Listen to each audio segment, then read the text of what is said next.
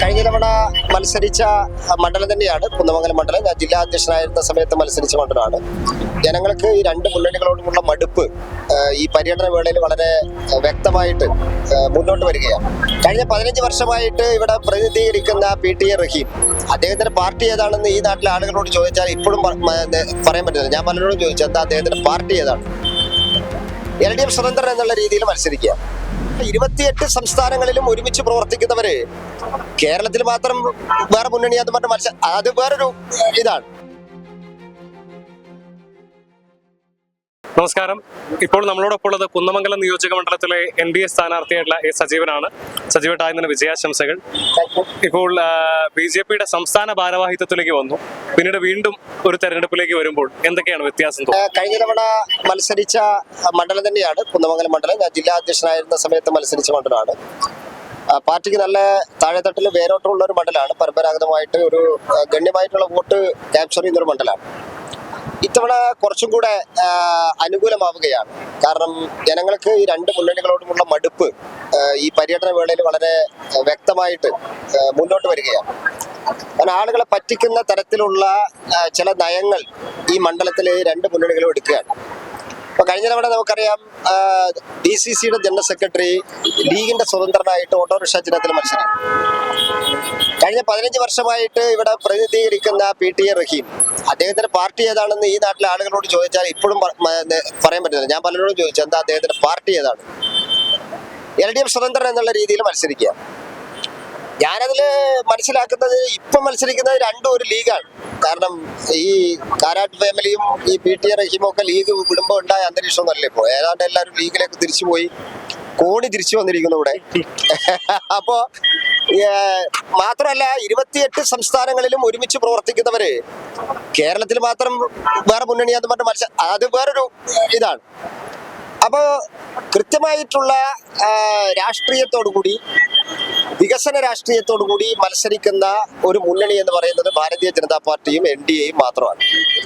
ഈ മണ്ഡലം വികസനത്തില് വളരെ മുൻപന്തിയിലെത്തി എന്നുള്ളതാണ് ഇപ്പോ LDF അവകാശപ്പെടുന്നത്. പക്ഷെ ഞാൻ ഈ മണ്ഡലത്തിന്റെ വിവിധ മേഖലകളിൽ പോയ സമയത്ത് ഇതിന് തൊട്ടടുത്താണ് ഇപ്പൊ മാവൂർ പഞ്ചായത്ത്. ഇതിന് മാവൂർ റോഡ് എന്നാണല്ലോ പറയുന്നത്. മാവൂരിൽ മാത്രം നമുക്കറിയാവുന്ന ഒരു കാര്യം, 26 വർഷമായിട്ട് പൂട്ടിക്കിടക്കുന്ന ഗ്ലാസിംഗ് ഫാക്ടറി.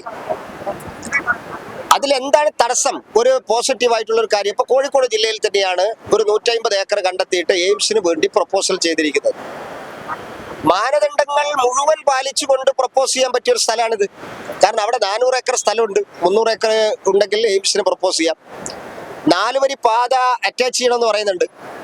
അപ്പൊ മറ്റേ ചൂണ്ടിക്കാണിച്ച സ്ഥലത്തേക്കാൾ എത്രയോ എളുപ്പത്തിൽ 4 വരി പാത ഈ ഗ്ലാസിംഗ് ഫാക്ടറി സ്ഥലവുമായിട്ട് അറ്റാച്ച് ചെയ്യാൻ വേണ്ടി സാധിക്കും. നാഷണൽ ഹൈവേ NH66 വളരെ അടുത്ത് കിടക്കുന്ന സ്ഥലമാണ്. എയർപോർട്ടായിട്ട് ഏറ്റവും അടുത്ത് കിടക്കുന്ന സ്ഥലമാണ്. ഇങ്ങനെ മാനദണ്ഡങ്ങളൊക്കെ പാലിച്ചുകൊണ്ട് പ്രപ്പോസ് ചെയ്യാൻ പറ്റുന്ന ഒരു സ്ഥലമായിരുന്നു ഈ ഗ്ലാസിംഗ് ഫാക്ടറി സ്ഥലം. അത് കൊടുത്തില്ല. നിലവിലെ BJPയുടെ സംസ്ഥാന അധ്യക്ഷൻ കേന്ദ്രമന്ത്രിയായ സമയത്ത് ഇവിടെ NITയിൽ വന്നു. നമ്മളെ ഈ പ്രദേശത്തിന്റെ പ്രാധാന്യത്തെ കുറിച്ച് അദ്ദേഹത്തോട് പറഞ്ഞു. മാവൂർ ഗോളിയറോൺസ് നിലനിന്ന പ്രദേശമായിരുന്നു, ഇപ്പൊ അത് പൂട്ടിപ്പോയി. ഇപ്പൊ 400 ഏക്കർ സ്ഥലം വെറുതെ കിടക്കുകയാണ് എന്ന് പറഞ്ഞപ്പോ അദ്ദേഹം അന്ന് മാധ്യമങ്ങളോട് നേരിട്ട് പറഞ്ഞിട്ടുണ്ടായിരുന്നു, ആ സ്ഥലം ഏറ്റെടുത്ത് നൽകുകയാണെങ്കിൽ കേന്ദ്ര സർക്കാർ അവിടെ ഒരു ഇലക്ട്രോണിക് സിറ്റി ആരംഭിക്കും എന്ന് പ്രഖ്യാപിച്ചു പോയിട്ടുള്ളതാണ്. അപ്പൊ പല വിധത്തിൽ ഇത് പ്രയോജനപ്പെടുത്താവുന്നതാണ്. അതുപോലെ തന്നെ ഇവിടെ തെങ്ങിലക്കടവ് എന്ന് പറയുന്ന സ്ഥലത്ത് 97-ൽ ഒരു കുടുംബം 7 ഏക്കർ സ്ഥലം സർക്കാരിന് കൈമാറി അവിടെ ഒരു ക്യാൻസർ സെന്റർ സ്ഥാപിക്കാൻ വേണ്ടി പരിശ്രമം നടത്തി. 2001-ൽ അവിടെ ഉദ്ഘാടനം നടത്തി. 2001-ൽ ഉദ്ഘാടനം നടത്തിയ ആ സ്ഥാപനം പൂട്ടിപ്പോയി. കുറെ ചർച്ചകൾക്കൊക്കെ ശേഷം 2016-ൽ PK ശ്രീമതി ടീച്ചർ ആരോഗ്യമന്ത്രിയായ സമയത്ത് അവിടെ വീണ്ടും ഉദ്ഘാടനം നടത്തി. ഞാൻ കഴിഞ്ഞ ദിവസം അവിടെ പോകുന്ന സമയത്ത് അവിടെ ആ 2 നില കെട്ടിടവും ആ സ്ഥലവും ഇപ്പോഴും കാട് പിടിച്ച് കിടക്കുകയാണ്. 21 വർഷത്തിന് ശേഷം കഴിഞ്ഞ ജനുവരി മാസത്തില് 2026 ജനുവരി മാസം 22-ാം തീയതി ഇവിടുത്തെ MLA ഒരു സബ്മിഷൻ ഉന്നയിക്കുകയാണ്. ഞങ്ങൾ 2010-ൽ ഒരു ക്യാൻസർ ഇൻസ്റ്റിറ്റ്യൂട്ടിന് വേണ്ടിയിട്ട് ഒരു സ്ഥലം കൈമാറിയിട്ടുണ്ട്, അത് ഓർഡർ ആക്കണം. എന്നിട്ട് മന്ത്രി അവിടെ എഴുന്നേറ്റ് നിന്നൊരു പ്രഖ്യാപനം, ഒരു പ്രഹസന പ്രഖ്യാപനം നടത്തുകയാണ്. ഞങ്ങൾ ഈ ആഴ്ച തന്നെ അതിന് ഓർഡർ ഇറക്കും. എന്ത് ഓർഡർ ഇറക്കുന്നു? 2001 ഉദ്ഘാടനം ചെയ്ത് പ്രവർത്തനം ആരംഭിച്ച സ്ഥാപനം പൂട്ടിപ്പോയതാണ്. 2016 വി.കെ. ശ്രീമതി ടീച്ചർ വീണ്ടും ഉദ്ഘാടനം ചെയ്ത് പ്രവർത്തനം ആരംഭിച്ച ഒരു സ്ഥാപനമാണ്. ഇതാണ് ഈ മണ്ഡലത്തിന്റെ ഒരു പൊതുചിത്രം. നിരവധി ഉൾനാടൻ റോഡുകള്, നിരവധി ആരോഗ്യ കേന്ദ്രങ്ങള്, ശോചനീയ അവസ്ഥ. ഇവിടെ ചെറുപ്പയിൽ കിടത്തി ചികിത്സ ഉണ്ടായിരുന്ന ഒരു ആശുപത്രി ഇപ്പൊ വെറും പ്രാഥമിക ആരോഗ്യ കേന്ദ്രമായിട്ടാണ് പ്രവർത്തിക്കുന്നത്. ഇങ്ങനെ നിരവധി വികസന പ്രശ്നങ്ങൾ ഇവിടെ ഉണ്ട്. പക്ഷേ വാദോരാതെ സംസാരിക്കുകയാണ്. ഇപ്പൊ നമുക്ക് ഓർമ്മയുണ്ടല്ലോ, ഈ മാവൂർ ഗോളിയോ റോയൻസ് ഒക്കെ പൂട്ടിപ്പോയിട്ട് ഇത്രയും കാലമായിട്ട് ഒരു പുതിയ വ്യവസായം തുടങ്ങാൻ വേണ്ടി സാധിച്ചിട്ടില്ല. പക്ഷെ മുഖ്യമന്ത്രിയൊക്കെ പറയുന്നത് എന്താ? മുഖ്യമന്ത്രി 25 തവണ വിദേശ യാത്ര നടത്തി.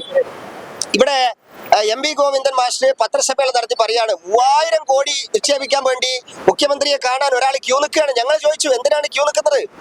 എനിക്കൊന്ന് മുഖ്യമന്ത്രിയെ കാണണം, കേരളത്തില് 3000 കോടി നിക്ഷേപിക്കാനുണ്ട് എന്ന് പറഞ്ഞ് അദ്ദേഹം വരികയാണ്. കേരളം മനോഹരമാണെന്ന് പറയുന്നു. പക്ഷെ ഒരു വിവരാവകാശം കൊടുത്തു വ്യവസായ വകുപ്പിന്. വ്യവസായ വകുപ്പ് പറയാണ് 25 വിദേശ സന്ദർശനം മുഖ്യമന്ത്രി നടത്തിയിട്ട് ഒരണാ പൈസ നിക്ഷേപിച്ചില്ല എന്ന് മാത്രമല്ല, ഒരു ധാരണാപത്രം പോലും ഒപ്പിട്ടിട്ടില്ല എന്നാണ് ഇപ്പൊ വ്യക്തമായിരിക്കുന്നത്. അപ്പൊ ഇതാരെയാണ് പറ്റിക്കുന്നത്? ഇപ്പൊ മാവൂർ ഗോളിയോ റോയൻസിന്റെ സ്ഥലത്തിന്റെ കാര്യത്തിൽ നിയമപ്രശ്നമാണെന്നാ പറയുന്നത്. ഞാൻ ചോദിക്കട്ടെ, ഏത് സർക്കാരാണ് ഭരിക്കുന്നത്? കൊലപാതകികളെ രക്ഷിക്കാൻ ബഡ്ജറ്റ് നമ്മളെ ധനകാര്യത്തിൽ നിന്ന്, നമ്മളെ സംസ്ഥാന ഖജനാവിൽ നിന്ന് പണം നീക്കി വെച്ച് സുപ്രീം കോടതിയിൽ പോയിട്ട് വാദിച്ചുള്ളവരല്ലേ? ഞാൻ ചോദിക്കട്ടെ, കഴിഞ്ഞ 22 കൊല്ലമായിട്ട് ഈ ഗ്രാസി ഫാക്ടറിയുടെ കേസിൽ ഒരു നല്ല വക്കീലിനെ വെച്ചിട്ട് വാദിച്ചോ? ഞാൻ മനസ്സിലാക്കുന്നത് ആ എഗ്രിമെന്റിൽ എപ്പോഴാണോ ആ ബിസിനസ് നിൽക്കുന്നത്, ആ വ്യവസായം നിലക്കുന്നത്, ആ നിലയ്ക്കുന്ന മുറയ്ക്ക് സർക്കാരിന് ആ സ്ഥലം ഏറ്റെടുക്കാൻ യാതൊരു നിയമ തടസ്സവും ഇല്ല. അതിന് ആർജവമുള്ള ഇച്ഛാശക്തി ഉള്ള ഒരു ഗവൺമെന്റ് വേണം. ആ ഇച്ഛാശക്തിക്ക്, ആ നിയമനിർമ്മാണത്തിന് ആവശ്യമായിട്ടുള്ള ജനപിന്തുണയും ആവശ്യപ്പെട്ടുകൊണ്ടാണ് ഞാൻ ഈ മണ്ഡലത്തിൽ ഇപ്പോ യാത്ര ചെയ്തുകൊണ്ടിരിക്കുന്നത്. വളരെ പോസിറ്റീവായിട്ടുള്ള പ്രതികരണമാണ്. രണ്ട് മുന്നണികളോടും വളരെ മടുപ്പാണ്. പ്രത്യേകിച്ച് LDFന്റെ കൂടെ പോപ്പുലർ ഫ്രണ്ടിന്റെ പിന്തുണയുണ്ട്, UDFന്റെ കൂടെ ജമാഅത്തെ ഇസ്ലാമിയുടെ പിന്തുണയുണ്ട്. ഞങ്ങൾ കോമൺ ആയിട്ട് പറയാണ്, മതരാഷ്ട്രവാദികൾക്ക് വോട്ടില്ല എന്നുള്ള ക്യാപ്ഷനും കൂടെ ഞങ്ങൾ മുന്നോട്ട് വെക്കുകയാണ്. കാരണം ഈ മതരാഷ്ട്രവാദികളെ കൂട്ടിപ്പോകുന്ന ആളുകൾ സ്വാഭാവികമായിട്ടും അതിലേക്ക് എത്തിക്കാനാണല്ലോ. ഇനി മതരാഷ്ട്രവാദികളല്ല എന്ന് VD സതീശനും പിണറായി വിജയനും ബാധിച്ചുകൊണ്ട് കാര്യമില്ല. ജമാഅത്തെ ഇസ്ലാമിയുടെ അമീർ കഴിഞ്ഞ ദിവസവും പറയുന്നുണ്ടായിരുന്നു, ഇന്ത്യൻ ഭരണഘടനയും ജനാധിപത്യവും മതേതരത്വവും ഒക്കെ ഇന്ത്യൻ സമൂഹത്തിന് ബാധിച്ചിട്ടുള്ള ഒരു രോഗമെന്നാണ് അവർ പറയുന്നത്. എത്രത്തോളം തടഞ്ഞ ഇന്ത്യൻ സമൂഹത്തിന് ബാധിച്ചിട്ടുള്ള ഒരു രോഗമാണ് ഈ മതേതരത്വ സപ്ന തന്നെ എന്ന് പറയുന്ന ജമാഅത്തെ ഇസ്ലാമി മതേതരാണെന്ന് VD സതീശനും പിണറായി വിജയനും പറഞ്ഞുകൊണ്ട് കാര്യമില്ലല്ലോ. അതുകൊണ്ട് ഞങ്ങൾ ഇപ്രാവശ്യം മുന്നോട്ട് വെച്ചിട്ടുള്ള ഒരു ക്യാപ്ഷൻ, വികസനത്തോടൊപ്പം തന്നെ മതരാഷ്ട്രവാദികൾക്ക് വോട്ടില്ല എന്നുള്ളതാണ്.